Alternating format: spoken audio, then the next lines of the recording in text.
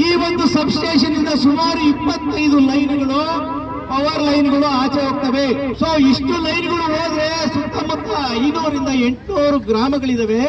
ಅಷ್ಟು ಗ್ರಾಮಗಳು ನಾಶವನ್ನ ಹೊಂದುವಂತಹ ಸ್ಥಿತಿ ಬರುತ್ತೆ. ಚಿಕ್ಕನಾಯಕನಹಳ್ಳಿ ತಾಲೂಕು ಹುಳಿಯಾರು ಹೋಬಳಿ ಡಿಂಕನಹಳ್ಳಿ ಗ್ರಾಮದಲ್ಲಿ ಕೆಪಿಟಿಸಿಎಲ್ ವತಿಯಿಂದ 400 ಕೆವಿ ಸ್ವಿಚಿಂಗ್ ಸ್ಟೇಷನ್ ಕಾಮಗಾರಿಯಿಂದ ನೂರಾರು ರೈತರಿಗೆ ತೊಂದರೆ ಆಗುತ್ತಿದ್ದು, ಸರ್ಕಾರ ಕೂಡಲೇ ಸ್ವಿಚಿಂಗ್ ಸ್ಟೇಷನ್ ಬೇರೆಡೆಗೆ ಸ್ಥಳಾಂತರಿಸಲು ಒತ್ತಾಯಿಸಿ ಪ್ರತಿಭಟನೆ ನಡೆಸಲಾಯಿತು. ತಿಪಟೂರು ಗ್ರಾಮ ದೇವತೆ ಶ್ರೀ ಕೆಂಪಮ್ಮ ದೇವಿ ದೇವಾಲಯದಿಂದ ಹೊರಟ ಪ್ರತಿಭಟನಾ ಮೆರವಣಿಗೆ ದೊಡ್ಡಪೇಟೆ BH ರಸ್ತೆ ಮೂಲಕ ಸಾಗಿ ತಿಪಟೂರು ಉಪವಿಭಾಗಾಧಿಕಾರಿಗಳ ಕಚೇರಿ ಮುಂದೆ ಪ್ರತಿಭಟನೆ ನಡೆಸಿ ಉಪವಿಭಾಗಾಧಿಕಾರಿಗಳ ಮೂಲಕ ಸರ್ಕಾರಕ್ಕೆ ಪತ್ರ ಸಲ್ಲಿಸಲಾಯಿತು. ಪ್ರತಿಭಟನಾ ನಿರತರನ್ನು ಉದ್ದೇಶಿಸಿ ಮಾತನಾಡಿದ ಭಾರತೀಯ ಕಿಸಾನ್ ಮೋರ್ಚಾ ಜಿಲ್ಲಾಧ್ಯಕ್ಷ ಕೋಡಿಹಳ್ಳಿ ಜಗದೀಶ್, ಸರ್ಕಾರ ಹುಳಿಯಾರು ಹೋಬಳಿ ಡಿಂಕನಹಳ್ಳಿ ಗ್ರಾಮದಲ್ಲಿ 400 ಕೆವಿ ಸಾಮರ್ಥ್ಯದ ಸ್ವಿಚಿಂಗ್ ಸ್ಟೇಷನ್ ಪ್ರಾರಂಭಿಸುತ್ತಿದ್ದು, ಈ ಯೋಜನೆಯಿಂದ ಡಿಂಕನಹಳ್ಳಿ ಸೇರಿದಂತೆ ಸುತ್ತಮುತ್ತಲ ನೂರಾರು ಫಲವತ್ತಾದ ಕೃಷಿ ಜಮೀನು ಹಾಳಾಗುತ್ತಿದೆ ಎಂದರು. ಫಲಭರಿತ ತೆಂಗು, ಅಡಿಕೆ, ಬಾಳೆ, ತೇಗ ಸೇರಿದಂತೆ ಲಕ್ಷಾಂತರ ರೂಪಾಯಿ ಬೆಲೆ ಬಾಳುವ ಬೆಳೆಗಳು ನಷ್ಟವಾಗುತ್ತದೆ. ಅದರಿಂದ ಸರ್ಕಾರ ಬಂಜರು ಭೂಮಿ ಇರುವಂತಹ ಕಡೆಗೆ ಸ್ಥಳಾಂತರ ಮಾಡಿ ಅಲ್ಲಿಯ ರೈತರಿಗೆ ಸರ್ಕಾರದ ನಿಯಮಾನುಸಾರ ಅನುಕೂಲ ಕಲ್ಪಿಸಬೇಕು ಎಂದು ಒತ್ತಾಯಿಸಿದರು.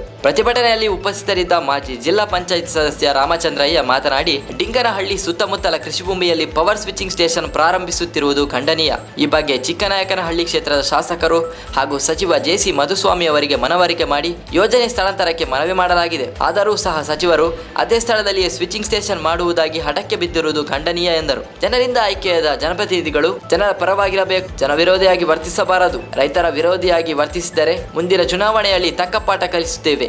ಯಾವುದೇ ಕಾರಣಕ್ಕೂ ಯೋಜನೆಗೆ ಅವಕಾಶ ನೀಡುವುದಿಲ್ಲ ಎಂದು ತಿಳಿಸಿದರು. ಪುಟ್ಟರಾಜು ಗೌರವಾಧ್ಯಕ್ಷರು, ಜಿಲ್ಲಾಧ್ಯಕ್ಷರು ಕೋಡಿಹಳ್ಳಿ ಜಗದೀಶ್, ಕೆಂಕೆರೆ ಸತೀಶ್ ಹಸಿರು ಸೇವೆ ರಾಜ್ಯಾಧ್ಯಕ್ಷರು, ಬಸ್ತಿಹಳ್ಳಿ ರಾಜಣ್ಣ, ತಿಮ್ಲಾಪುರ ದೇವರಾಜು, ಗಂಗಣ್ಣ, ರಾಮಚಂದ್ರಯ್ಯ, ಮಾಜಿ ಜಿಲ್ಲಾ ಪಂಚಾಯಿತಿ ಸದಸ್ಯರು ಪ್ರಕಾಶಯ್ಯ, ನವೀನ್, ಸ್ವಾಮಿ ಕಾಂತರಾಜು ಮತ್ತಿತರರು ಪ್ರತಿಭಟನೆಯಲ್ಲಿ ಭಾಗಿಯಾಗಿದ್ದರು. ವರದಿ ಆನಂದ ತಿಪಟೂರು.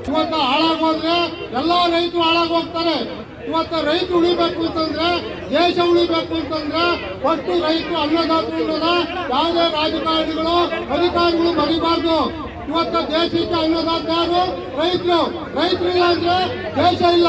ಆದ್ರೂ ಕೂಡ ಇವತ್ತ ನಮ್ಮನ್ನ ಗುಲಾಮರಾಗಿ ಮಾಡ್ತಾ ಇದ್ದಾರೆ ಅಧಿಕಾರಿಗಳಿಗೆ ಸಂಬಳ ಕೂಡ ನಾನು ಅನ್ನೋದ ನಾವು ರೈತರು ಕೊಟ್ಟ ಮಾಡ್ಕೋಬೇಕು ಇರ್ತಕ್ಕಂತಹ ಕರ್ತವ್ಯ.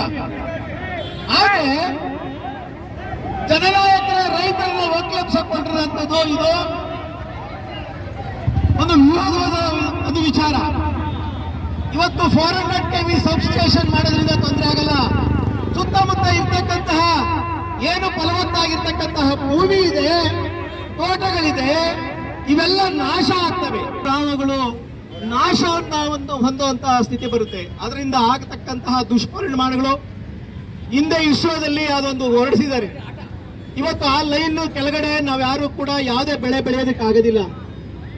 ಇವರು ಅಂತಹ ಒಂದು ತೋಟಗಾರಿಕೆ ಇರ್ತಕ್ಕಂಥದ್ದು ಫಲವತ್ತಾಗಿದೆ, ತೋಟಗಾರಿಕೆ ಇದೆ. ಇಂತಹ ಫಲವತ್ತಾದ ಭೂಮಿಯಲ್ಲಿ ನಿಮಗೆ ಪವರ್ ಸ್ಟೇಷನ್ ಯಾಕೆ ಬೇಕು?